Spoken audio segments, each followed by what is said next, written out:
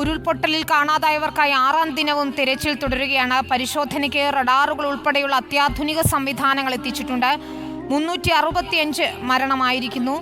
171 മൃതദേഹം ഇതുവരെ തിരിച്ചറിഞ്ഞു. മരിച്ചവരിൽ 30 കുട്ടികളും ഉണ്ട്. ദുരന്തമുഖത്ത് പോലീസിന്റെ സേവനത്തെ ഉൾപ്പെടെ മുഖ്യമന്ത്രി ഇന്ന് അഭിനന്ദിക്കുകയുണ്ടായി. കേന്ദ്രമന്ത്രി സുരേഷ് ഗോപി വയനാട്ടിൽ ദുരന്തമുഖത്ത് എത്തിയിരിക്കുകയാണ്.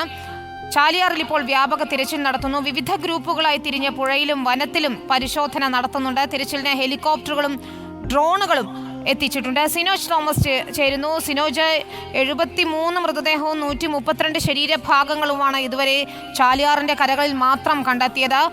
ഇന്നിപ്പോൾ അവസാനവട്ട തിരച്ചിൽ നടത്തും. അത് വ്യാപകമായി തന്നെ നടത്തുകയാണ്. എന്താണ് വിവരങ്ങൾ?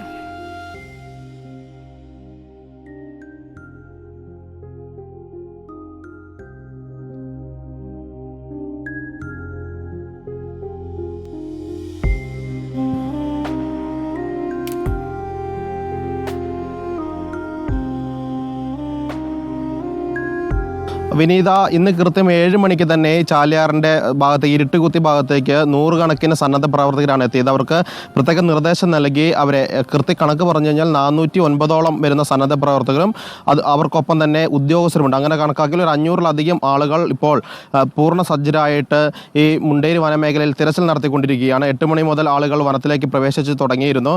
പരമാവധി സ്ഥലത്ത് തിരച്ചിൽ നടത്തി മൃതദേഹങ്ങൾ ഉണ്ടെങ്കിൽ കണ്ടെത്തുകയാണ് ലക്ഷ്യം. അല്പസമയം മുൻപ് വിവരം ലഭിച്ചത് 2 ശരീരഭാഗങ്ങൾ ലഭിച്ചു. അതായത് ഞാൻ നിൽക്കുന്ന ഈ ഇരുട്ടുകുത്തി ഭാഗത്തു നിന്ന് ഏകദേശം ഒരു 6 കിലോമീറ്റർ അകത്ത് വനത്തിൻ്റെ അകത്താണ് ഈ മൃത ശരീരഭാഗങ്ങൾ ലഭിച്ചിരിക്കുന്നത്. അത് അവിടെ നിന്ന് ചുമന്നുകൊണ്ട് വന്ന് ഈ ചാലിയാർ കടത്തി കൊണ്ടുവന്ന് ആംബുലൻസ് കയറ്റി ജില്ലാ ആശുപത്രിയിലേക്ക് മാറ്റേണ്ടതുണ്ട്. അങ്ങനെ നിരവധിയായ ആളുകൾ ഇന്ന് ഞായറാഴ്ചയാണ്, അവധി ദിവസമാണ്. മറ്റൊരു കാര്യം, നല്ല തെളിഞ്ഞ കാലാവസ്ഥയാണ്, വെയിലാണ്, മഴയില്ല. അതുകൊണ്ട് തന്നെ ഈ അനുകൂല കാലാവസ്ഥയിൽ പരമാവധി വനത്തിലൂടെ നടന്ന് പുഴയിലൂടെ ഇറങ്ങി നടന്ന്, കാരണം കഴിഞ്ഞ ദിവസത്തെ അപേക്ഷിച്ച് ചാലിയാറിൽ വെള്ളം കുറഞ്ഞിട്ടുണ്ട്. അതുകൊണ്ട് തന്നെ ഇറങ്ങാൻ കഴിയുന്ന സ്ഥലങ്ങളിലൊക്കെ തന്നെ ഇറങ്ങി പരിശോധിച്ച് എവിടെയെങ്കിലും മൃതദേഹങ്ങളോ മൃതശരീര ഭാഗങ്ങളോ ഉണ്ടെങ്കിൽ അത് കണ്ടെത്തി ഇന്ന് തന്നെ കൊണ്ടുവരാനുള്ള ഒരു തീരുമാനത്തിലാണ് ഇങ്ങനൊരു മാസ് തെരച്ചിൽ നടത്തിക്കൊണ്ടിരിക്കുന്നത്. ജില്ലാ പോലീസ് മേധാവിയും DFI ഒക്കെ തന്നെ ഇതിന് നേതൃത്വം നൽകുന്നു. വിവിധ സംഘടനകൾപ്പെട്ട സന്നദ്ധ പ്രവർത്തകരുണ്ട്. കഴിഞ്ഞ 6 ദിവസമായി തെരച്ചിൽ നടത്തുന്ന ആളുകൾ തന്നെ ഇന്നും വനത്തിലേക്ക് പ്രവേശിച്ചിട്ടുണ്ട്. പറ്റുമെങ്കിൽ സൂചിപ്പാറ, വയനാട് അതിർത്തിയായ സൂചിപ്പാറ വരെ എത്തി തെരച്ചിൽ പൂർത്തിയാക്കി ഇരുട്ട് മുൻപ് മടങ്ങിയെത്താനാണ് നിർദ്ദേശം നൽകിയിരിക്കുന്നത്.